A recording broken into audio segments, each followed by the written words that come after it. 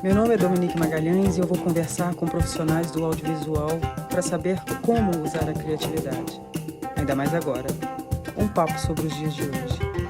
Like a live. Eu vou te pedir para você colocar mais livros, para a gente levantar o celular e ficar mais no teu olhar. Eu vou pedir para você ir de cadeira, seu ombro direito. Mais. Aí. Ah, melhor, garoto. Fica muito ruim esse fone, tem esse trem que tem esse cabo aqui. Não. Eu uso esse trem também. Bom, agora tá beleza, né? Muito bem. Muito obrigado, Grace. Dominique, com sua luminosa presença. É luz de um lado, luz do outro, ação.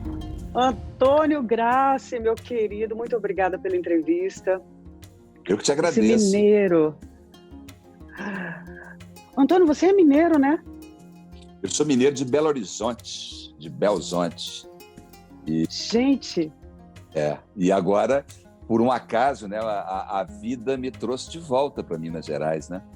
Eu vim aqui para ser diretor-presidente do Inhotim e acabei, por uma conjunção de fatores, estando aqui. E mais ainda, né, nesse momento que a gente está vivendo, a sorte de estar nesse lugar que eu estou, né? Antônio, o que eu quero saber mesmo, assim, na sua infância, como é que foi a sua infância em relação ao audiovisual?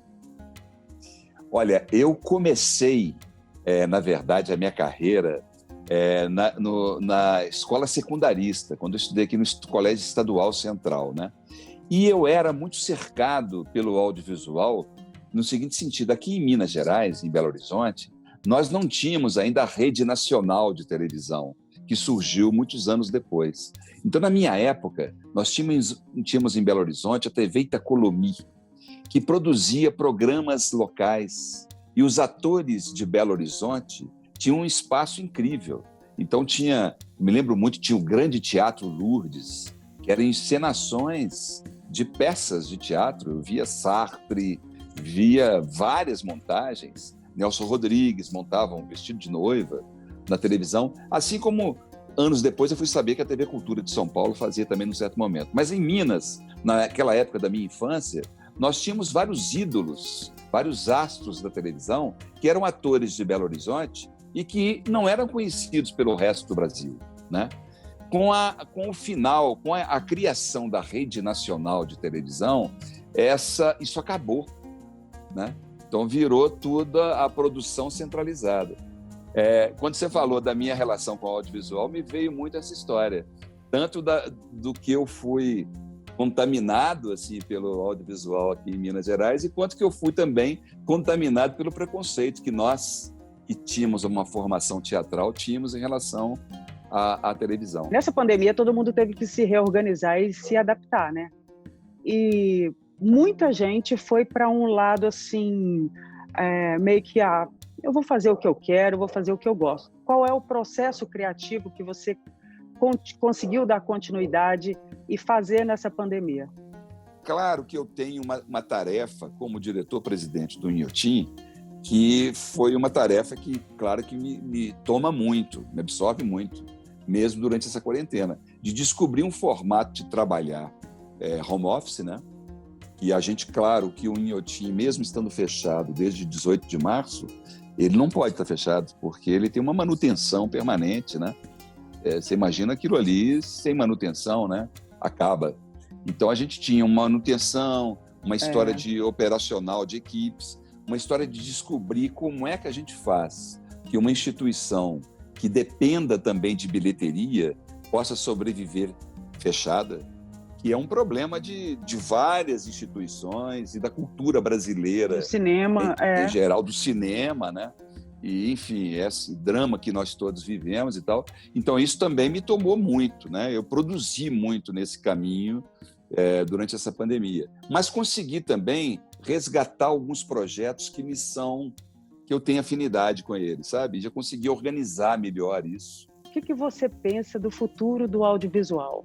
O que vai acontecer, assim, numa possibilidade, mesmo que remota, para você? Eu acho que uma das coisas importantes que aconteceram agora, nisso tudo que a gente viveu, foi a constatação de que não dá para você pensar uma cesta básica uma coisa que sejam prioridades para a sobrevivência das pessoas, que não incluam a arte e a cultura.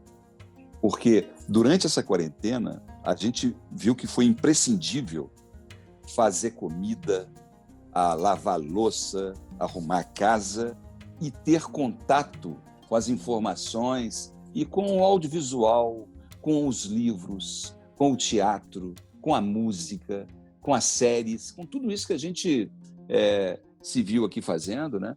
E eu acho que, de quando em quando, eu penso de que a gente vai sair disso com as pessoas tendo a noção de que a cultura e a arte, que o audiovisual, não são elementos supérfluos.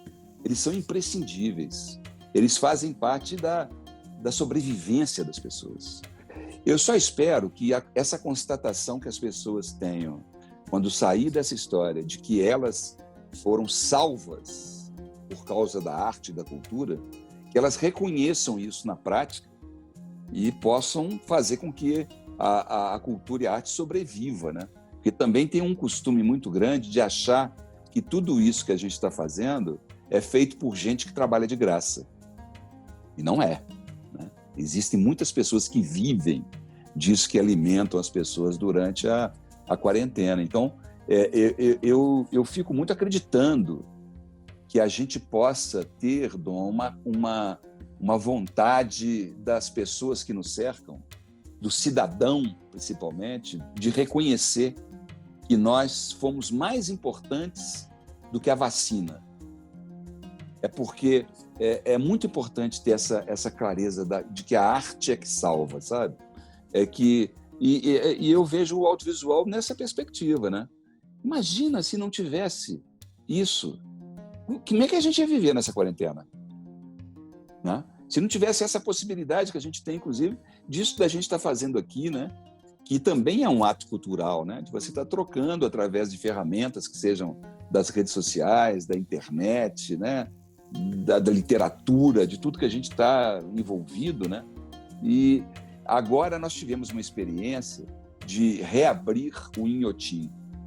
Nós conseguimos reabrir num formato, óbvio, obedecendo os protocolos rígidos em relação à segurança, saúde e tal, num formato bem mais reduzido, né? A nossa lotação, que a gente vinha numa média de 5.000 pessoas, a gente limitou em 500 pessoas, obedecendo coisas de distanciamento e tal. A primeira constatação que eu tive na reabertura do Inhotim, que está sendo lotado todos os dias que está aberto, é de que as pessoas precisavam do Inhotim. É uma necessidade, entende? Então, nisso que você estava dizendo, assim, eu acho que as experiências artísticas, elas são uma necessidade para as pessoas. Se a gente não conseguir sair disso certo, de que é uma necessidade, vai ser uma coisa que vai ser o contrário do que a gente está vivendo, né? Viraremos robôs, né?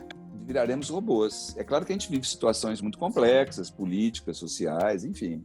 E é difícil isso, mas venceremos. Queridão, muito obrigada. Prazer enorme falar com você. Sucesso nos seus projetos.